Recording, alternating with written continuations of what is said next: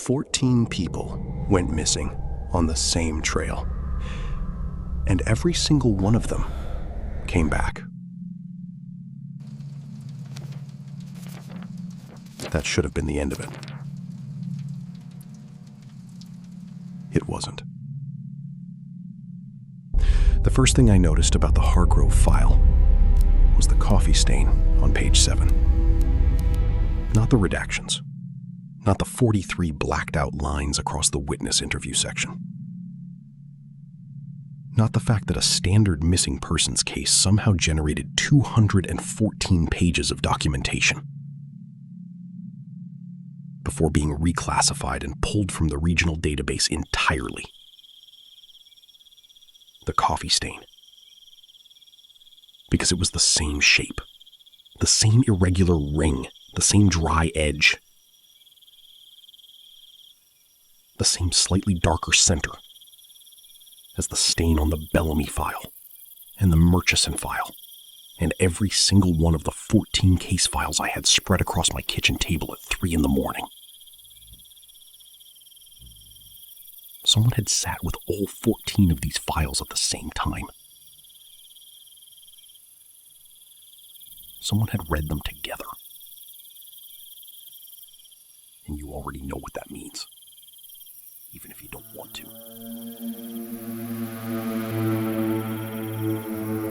Because it was the same shape, the same irregular ring, the same dry edge, the same slightly darker center as the stain on the Bellamy file and the Murchison file. And every single one of the 14 case files I had spread across my kitchen table at 3 a.m. Someone had sat with all 14 of these files at the same time. Someone had read them together. And you already know what that means, even if you don't want to. My name is not something I'm going to give you. What I will tell you is that I spent 19 years as a criminal intelligence analyst for a mid-sized law enforcement agency in the southeastern United States. I was not a detective. I was not a field officer. I sat in a room with files, and I found patterns. That was my job. Find the thing that doesn't fit. Name it. Document it. I was good at it. 22 commendations in 19 years.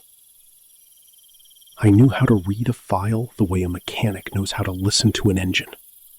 Not just the words, but the gaps between them. What isn't said? What's been removed? What's been left in by accident because whoever did the removing was working fast or working scared? I retired in 2019. Bad knee, decent pension. And a filing cabinet in my spare bedroom that I hadn't opened in 3 years. The Appalachian files were in the bottom drawer. I pulled them in 2016 during a routine cross-referencing exercise. Never returned them. The case was reclassified before I finished my analysis. Nobody came to collect the physical copies. That happens more than people think. The digital record disappears. The paper stays. If this is your first time here, stay. This story earns it. It was a Tuesday night in November 2022. Couldn't sleep. Knee was bad. I made tea. Yorkshire Gold, 2 sugars, same as I've had since 1987. Sat down with the Hargrove file because it was on top. I was not prepared for what happened when I read all 14 together. These are the kinds of things that don't make sense until suddenly they do. The 14 cases span 1987 to 2014. All missing persons, all hikers, all on the same 43-mile stretch of trail through Cherokee National Forest. Standard disappearances on paper. Hiker goes in, hiker doesn't come out. Search and rescue deployed. Most are found within 48 hours. Dehydrated, hypothermic, embarrassed. Routine. But these 14 cases were different. Because in these 14 cases, the hiker came back. All of them. Every single one. They walked out on their own.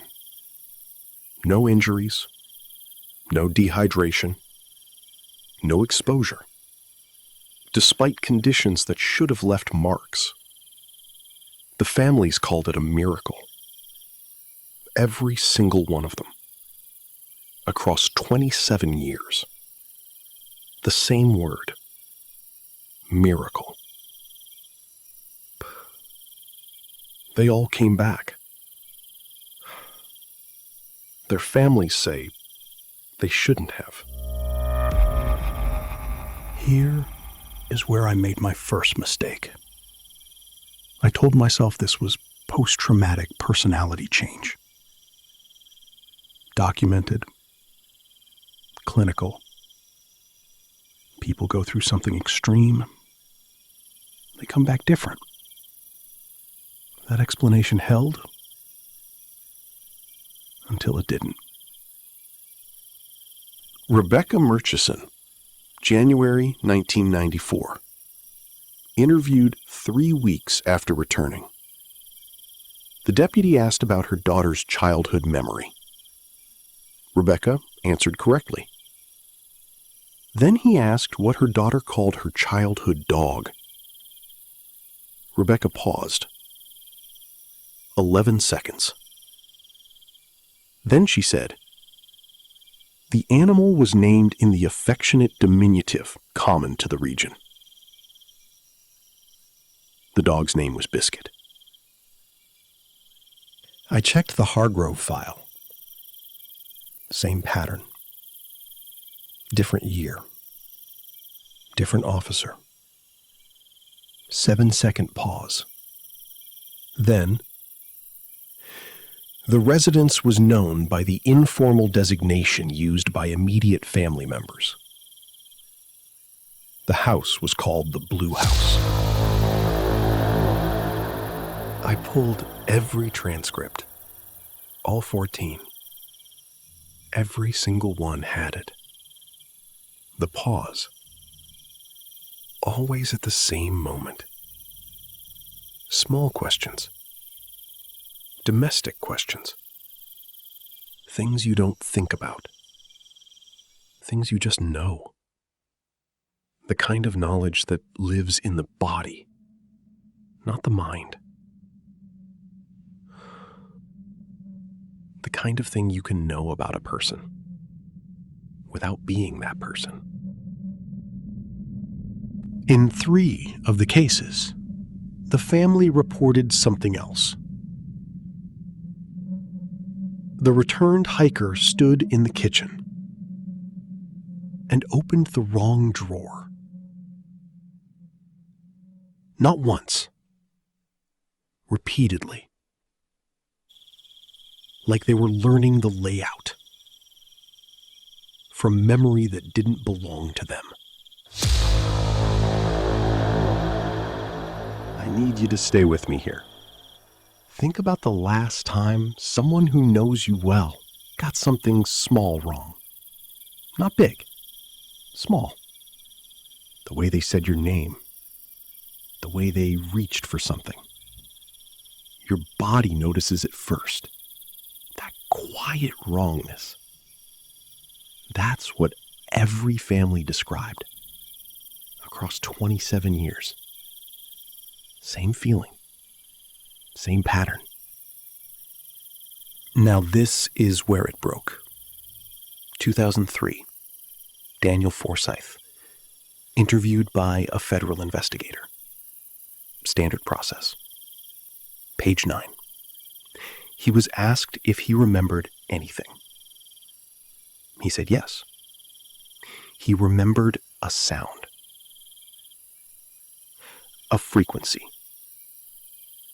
Not audio. Adjacent to audio. Felt in the chest cavity. Not processed by the ear. Like a pulse. But not biological. Architectural. I went back to 1987. Margaret Hargrove. Margin note. Handwritten. Not part of the official transcript. Like a heartbeat, but not. Different people. Different counties. 16 years apart. Same description. At this point, I need to tell you something I didn't include in my original analysis. Because I didn't think it mattered. I was wrong. 14 cases. Same trail, same elevation band. 4,200 to 5,100 feet. I mapped it. Then I checked geological survey data. 1986. 1 year before the first case. The report described something underneath that corridor. Quote, anomalous subsurface resonance structure of unknown origin. Resonance. I thought about what Daniel said. Architectural. Built. Constructed. Intentional. I drove to the trailhead. 4 a.m. Empty lot. Engine off. The forest was not quiet. Silent. Not absence. Interruption. Like something had stopped. Because I arrived. I stayed in the car. I did not get out. 19 years of training. And I did not get out. I went home. Sat until sunrise. And realized something. Not one interviewer asked the same question. Not once.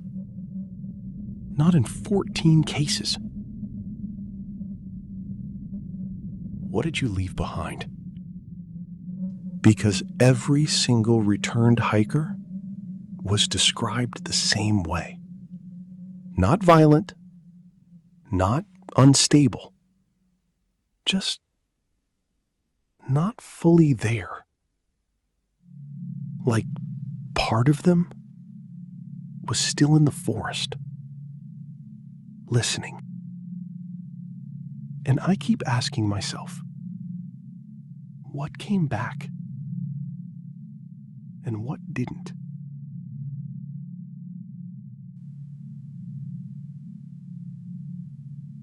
If you stayed until this point, you already know this channel is built for people like you. People who notice things others dismiss. People who ask the question everyone else stops asking. I upload every Tuesday, Thursday, and Saturday. The next story is already written, and I promise it is worse than this one. Subscribe and turn on notifications. Because the kind of story I am covering next involves a surgeon's patient who was awake during the procedure, and what they witnessed was not medicine is not something you want to find out about from someone else first. I still have the files, all 14. The digital records are gone, removed in 2015. Same year I pulled the physical copies. 3 nights ago, I checked them again. The coffee stain on page 7 of the Hargrove file was still wet. And I don't drink coffee. If you've ever been on a trail and felt the forest stop being indifferent to you, don't go back to that section. Whatever you left there is still being used.